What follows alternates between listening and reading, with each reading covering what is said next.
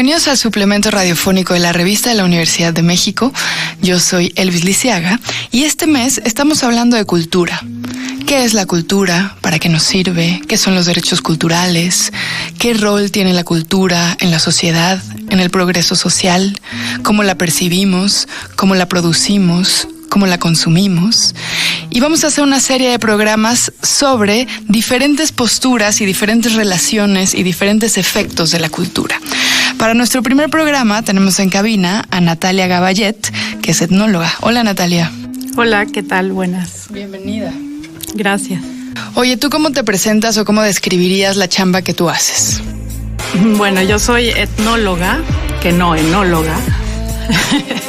Estudié en la Escuela Nacional de Antropología y de alguna manera lo que hacemos es investigación y idealmente, y digamos el objetivo de esa investigación tiene que ver con la divulgación en un primer término y también en incidir en políticas públicas.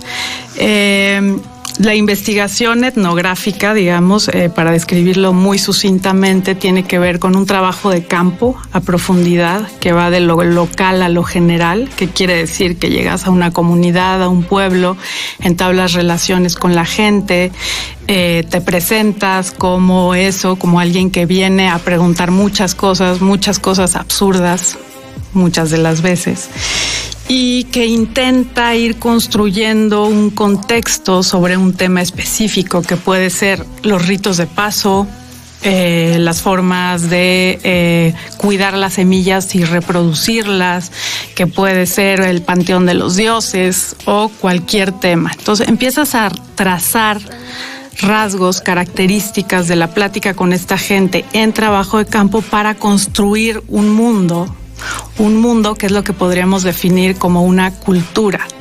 La cultura es una definición de Occidente, ¿no? De las ciencias humanas, de la filosofía, etcétera. En los pueblos indígenas, en los pueblos originarios, ese concepto como tal no existe. Para empezar, no hay una diferencia entre naturaleza y cultura, sino la naturaleza está humanizada. Hay relaciones sociales con las comunidades de seres que viven ahí, ¿no? Entonces, bueno, pero antes de irme tanto por las ramas, de ahí, de ese trabajo de campo y de trazar analogías y de platicar mucho con la gente y de observar y de estar y de participar de alguna manera en las dinámicas hasta donde te lo permitan siendo de fuera, qué tanto te adopta la gente, etcétera. Va de la mano con un trabajo que llamamos de gabinete, que es un poco tradicional, pero que tiene que ver con sentarte y leer y leer y leer, y luego escribir, describiendo y tratando de unir esos dos mundos. El de las letras, que es como puedes decir que la antropología es otro género literario, ¿no? Y la observación de lo que viviste en campo, de lo que te dijo la gente, de lo que viste ahí. Y entonces, pues intentas crear un discurso, ¿no? Un discurso que muestra una realidad distinta. ¿Qué me parece importantísimo en este proceso? Tomar las epistemologías locales, ¿no? Los significados profundos, los conceptos nativos, dice la antropología. ¿Qué quiere decir? Que más que llegar y decir el parentesco es tomar el término que designa al tío paterno, tomar el término indígena y desglosarlo y trazar esas analogías con otros ámbitos de lo social para mostrar esa visión del mundo. Por eso es que son tan importantes las lenguas, porque cada lengua es una visión del mundo. Cada vez, que eso es algo que se ha dicho mucho últimamente, cada vez que se pierde una lengua, se pierde una visión del mundo, una manera de verlo, de nombrarlo, de vivirlo, de experimentarlo. Es una pérdida para la humanidad, ¿no? Quiero preguntarte, por supuesto, por diversidad cultural, pero creo que lo que acabas de describir me hace querer preguntarte otra cosa antes, que tiene que ver con ese shock de llegar con un concepto de cultura a comunidades, a hacer trabajo de campo, donde a lo mejor tú tienes que desaprender lo que creías que era la cultura. Me imagino que hay un montón de definiciones. Yo a mí me educaron con la de Bolívar Echeverría, ¿no? O sea, en un intercambio de valores, un intercambio casi capitalista de ideas, de conceptos, de significados. Entonces llegas a hacer un trabajo de campo y tienes que despojarte de un montón de conocimientos previos para poder dialogar, me imagino, y poder recoger lo que tienes que recoger sin traicionarlo, ¿no? De alguna manera, cada corriente antropológica ha propuesto su concepto de cultura, ¿no? La antropología francesa en una época tuvo una, la inglesa otra, los brasileños recientemente otra, más novedosa y tal. Y de alguna manera lo que hace un antropólogo es poner a prueba en campo con la gente, con lo que piensa la gente, con estos sistemas de pensamiento complejos que son estas culturas y decir, ¿funciona o no funciona? Exactamente, o sea, hay culturas en las que está basado digamos, como el núcleo de la sociabilidad en el intercambio, en otros en la lógica de filiación, o digamos hay diversos esquemas y uno va a campo y pone a prueba lo que aprendió, lo que leyó de los otros, ¿no? No sé, puedes llegar con los chinantecos y traer fresquísimo un libro sobre los Fang de África Central y dices, a ver, ¿cómo funciona aquí el término de parentesco tal? ¿Funciona, no funciona? ¿Por qué sí? ¿Por qué no? ¿No? Entonces todo el tiempo estás poniendo a prueba lo que sabes, ¿no? Y lo ideal es que lo deconstruyas y lo vuelvas a construir a partir de lo que viste ahí, de lo que te platicaron, de los conceptos nativos locales, ¿no? Y ahora sí, cuéntanos por qué desde tu chamba es importante, y sobre todo para los que estamos de este otro lado, en el metafórico occidente, la diversidad cultural.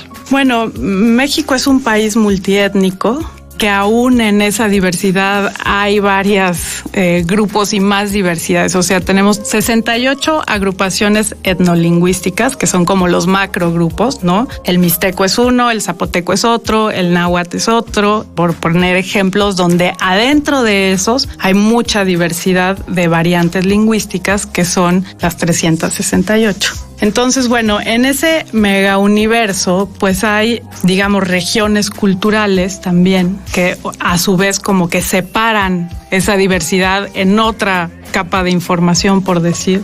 Y yo me dediqué a trabajar además con un grupo que hasta hace unos 15, 20 años estaba bastante marginalizado en la antropología mexicana, que son los afromexicanos, los afrodescendientes. Si bien Aguirre Beltrán hizo su magna obra de Cuixtla, ¿no? En el 58 se publicó, que es maravillosa, buenísima, profunda. Luego hay como un desierto, un páramo de no hay trabajos al respecto, ¿no?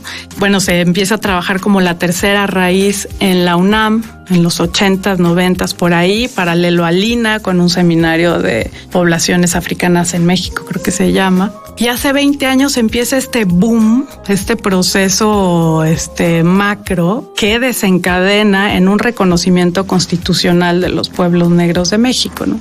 En 2015 es la primera vez que se hace la encuesta intercensal, donde se contabiliza. Como bien sabemos, los censos y sus preguntas siempre son un merequetengue, o sea, le atinan, no le atinan, unos están de acuerdo, otros no, hay implícito un racismo, estás tomando las epistemologías locales de cómo se ven a sí mismos, cómo se reconocen para ponerlo en un censo nacional, dificilísimo. Van a hablar lo mismo de sí los negros de la Costa Chica que los de Veracruz, que los mascogos de Cali, Coahuila, no, o sea, unos se dicen mascogos, pero son de origen negro, y otros son huastecos, soneros, veracruzanos, y otros son pueblos negros de Guerrero, en fin, o sea, es muy difícil, pero al menos ya la discusión está sobre la mesa. Hay constituciones locales muy importantes, como son la de Oaxaca, que es la primera, me parece, que hace esta inclusión en su constitución, y el objetivo es pues la Constitución de México, que estén ahí. Y sí es un trabajo producto de la academia y obviamente de un proceso de organización local fuertísimo, que se retroalimentan unos a otros. Entonces, ¿por qué es importante la antropología? Producir conocimiento que aspira a ser científico, entre comillas, pero que es conocimiento que está validado, consensuado, etcétera, que alimenta fomente y dé herramientas para que las organizaciones locales o cualquier forma de representación política local tenga elementos. Esa es mi siguiente pregunta. ¿De qué manera te parece a ti que todavía se tiene que reconocer más los resultados de estas investigaciones, estas informaciones que parece mentira, que apenas se estén constitucionalizando y que todavía, me imagino, lamentablemente, queda un camino muy largo para la verdadera inclusión o para la verdadera ausencia de estos filtros integradores, homogeneizadores, ¿no? Mira, hay 3 temas que a mí me parecen fundamentales: la autonomía, la educación en lengua indígena y la representación. Representación en ámbitos de poder de decisiones, ¿no? O sea, la representatividad de esa diversidad cultural en ámbitos de la política, ¿no? De dónde se ejercen los presupuestos, para qué se ejercen, y a un nivel de representación. O sea, imagínense lo complicado que es organizar mundos tan diversos, que si son municipios, que si son asambleas comunitarias, que si son ejidos, que si son comunidad indígena. O sea, hay muy diversas formas, pero es un trabajo que hay que hacer, que va a tomar mucho tiempo, pero que es posible, ¿no? Y que esos procesos de organización tienen que salir de las propias comunidades. Y ahí, digamos que esta propuesta de autonomía que viene de inicio del EZLN se tiene que trabajar y se tiene que aceptar. No puede haber intromisión del Estado en territorios indígenas si no están consensuados, avalados, repensados, reflexionados y decididos en conjunto. Entonces, bueno, un ejemplo atroz, ¿no? Y de por qué la antropología sí es importante también ahí. Los quiliguas. Los quiliguas viven en el ejido Quiliguas, en el norte de Baja California, uno de los lugares más hermosos del planeta, un desierto megadiverso en las faldas de la Sierra de San Pedro Mártir, donde hay un ejido donde hay 68 ejidatarios, de los cuales solo, creo, no estoy segura, perdón, el dato, 15 son quiliguas. De esos 15 quiliguas y de todos los quiliguas que se autorreconocen como tal, solo 3 hablan la lengua. Ya se perdió esa lengua. Entonces, bueno, ¿qué está pasando además? Hay empresas que están interesadas en el uso del territorio para lo eólico, para la minería, no sé qué, y el territorio no es de ellos. Sin embargo, el cuerpo de los dioses, desde la mitología, está vivo en las montañas. O sea, digamos, Meltipá, por ejemplo, que es uno de los dioses creadores, al morir en la guerra de venganza de los clanes, cae y su cuerpo es esa cordillera que está rodeando el ejido, ¿no? Entonces uno dice, ¿les pertenece o no les pertenece su territorio? Han vivido ahí desde hace alrededor de 3,000 años, lo han protegido porque además son cazadores recolectores, bueno, eran, ahora están sedentarios, y tenían una transhumancia, o sea, seminómadas, que dependiendo la época del año se movían. Aquí cosechaban, bueno, piscaban piñón y bellota, acá agave blanco que tatemaban y comían, acá sal y moluscos, acá cacería de borregos y marrón y venado tal, y así han estado ahí todos estos años y conservado eso, con un conocimiento muy preciso de cada planta, de cada animal, de cada época del año, de las estrellas en relación a esas estaciones y tal. Eso es lo que se llama patrimonio biocultural. Ese es uno de los mayores aportes de los pueblos indígenas, no solo a México, sino a la humanidad, porque han conservado ese territorio. Entonces ahora llegan mineras, eólicas, el ejido, que mestizos o gente de fuera dice, sí, yo soy ejidatario, no sé qué, y ya los quiliguas perdieron su territorio. Y entonces está en peligro lo natural, el conocimiento sobre eso, y bueno, y la lengua, que en este caso ya se perdió, ¿no? Entonces, como antropólogos, ¿qué hacemos? Pues recuperar lo que queda, averiguar, digamos, todas esas reminiscencias, ponerlas en papel y hacer un papelito que diga, mira, estos han vivido aquí todo este tiempo y saben todo esto, y lo nombran así. ¿A quién le pertenece? Pues a ellos. Debería de ser un territorio autónomo. Llegamos al final del programa, pero quiero agradecerle mucho a Natalia Gabayet, etnóloga, por haber estado con nosotros en este primer programa sobre nuestra serie de cultura. Recuerden que pueden descargar gratuita nuestra revista en la página de internet en www.revistadelauniversidad.mx. En Twitter y en Facebook nos encuentran como @revista_UNAM, y sobre este programa pueden escribirnos a @shubidubi. Gracias a Yael Weiss y a Miguel Alvarado. Yo soy Elvis Liceaga. Hasta pronto. Este programa es una coproducción de Radio UNAM y la Revista de la Universidad de México.